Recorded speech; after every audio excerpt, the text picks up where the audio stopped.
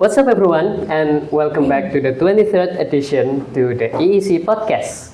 It's been a while since the last EEC podcast was out, but don't you worry, we'll make sure to fill in you guys with interesting stories and perspectives again this year.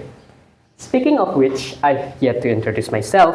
My name is Abid, and I will be your host for today's podcast.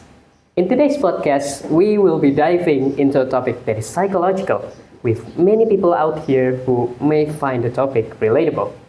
We'll have you guys heard the term invisible prison. Perhaps some of you already have an idea, while some of you don't. Thankfully, we'll be joined by an awesome member of ours who has become the head of the HRD this year. Please welcome Nurul to the stage.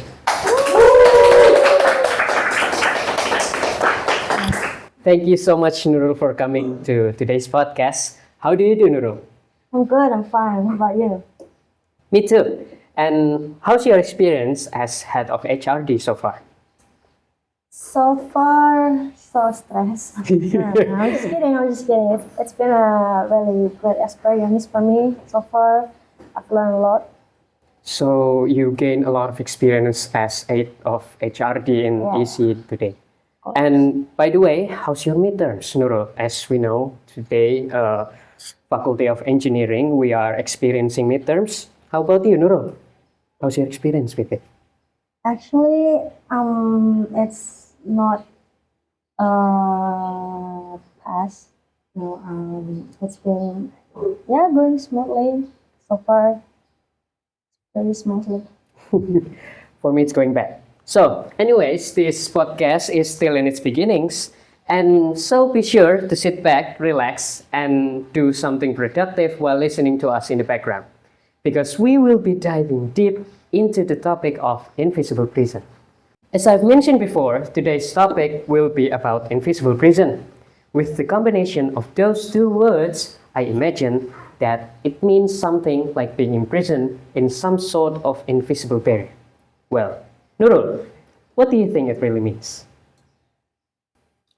Honestly, when I hear the term invisible persons, I think of something that doesn't physically exist, but feels very real in our daily lives. So for me, it's more like a mental and emotional state where we feel stuck, even though technically nothing is actually stopping us. It could be overthinking, fear of failure, self-doubt, or even the constant feeling that we're not good enough. And the thing is, this thoughts slowly build limitation in our mind. At some point, we start believing those limitations are real. We tell ourselves things like, oh, I can't do this, I'm not good enough, or I'm not ready yet, or what if I fail? And without realizing it, we stop trying. That's why I think it's called an invisible prison, because there are no physical walls, but the impact feels just as real. And what makes it even more challenging is that many people don't realize that they're inside it. They think it's just who they are or that it's just the way life works. But actually, it's something we can understand and eventually overcome. So, it doesn't physically exist, but more towards mental and abstract thing, an emotional state where you feel stuck even though you're not. These thoughts starting to slow you down and makes you feel insecure even more. And these thoughts building up, making a superstition to ourselves, believing it's real when actually it's not. They start to confuse their mind for the real thing and starting to believe it. And unfortunately, it's about something that degrade themselves more than it should. Now, I wonder how invisible prison came to be. It starts from mental thoughts building up into an insecurity and start to deteriorate ourselves from within. And not understanding its destructive nature, it grows within and it its victims' confidence one by one. Although hearing your thoughts reminded me of something. Oh, have you ever heard about the scarcity mindset before? I've heard of it before, but I don't really know much about it. Okay, So, scarcity mindset is a way of thinking that focuses on something that you don't have enough. Maybe it's about money, time, knowledge, or any emotional sport that people can make of. But basically, you're so obsessed with what you lack that you can't seem to focus on anything else, no matter how hard you try.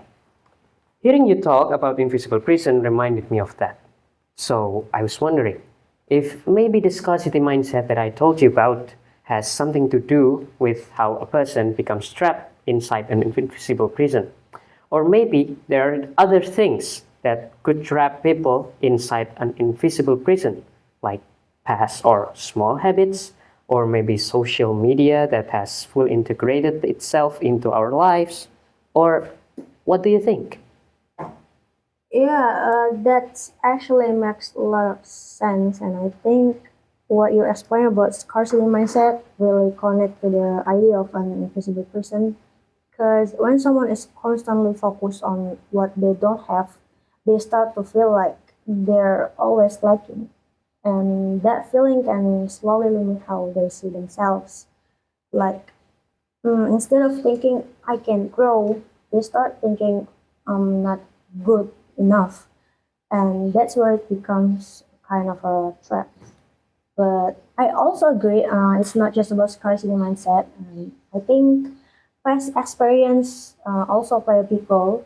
For example, if someone has failed before or been judged, those moments can stay in their mind and make them afraid to try again. And over time, that fear turns into a habit of avoiding things, which eventually limits them. And yeah, social media too, because we see people's best moment all the time, without realizing that we compare it to our own life, and that creates this pressure, like we're falling behind even when we're not. So I think invisible prisons are not caused by just one thing, but from a mix of our mindset, our experience, also our environment around us. Yeah, that's a lot to process and put things into perspective. It's wild how the walls we can see are often the hardest ones to break down. But hey, to everyone listening right now who might be thinking, wait, this is exactly how I feel. Don't worry, we aren't going to leave you stuck there without a way out. So, Nurul, from your point of view, as especially as the head of HRD, dealing with so many different people, how do we exactly actually start breaking down these invisible bars? I think from my point of view, especially from my experience in HR department, everything really start with awareness because we can't break something if we don't even realize it there, right? So the first step is recognizing what's actually holding us back.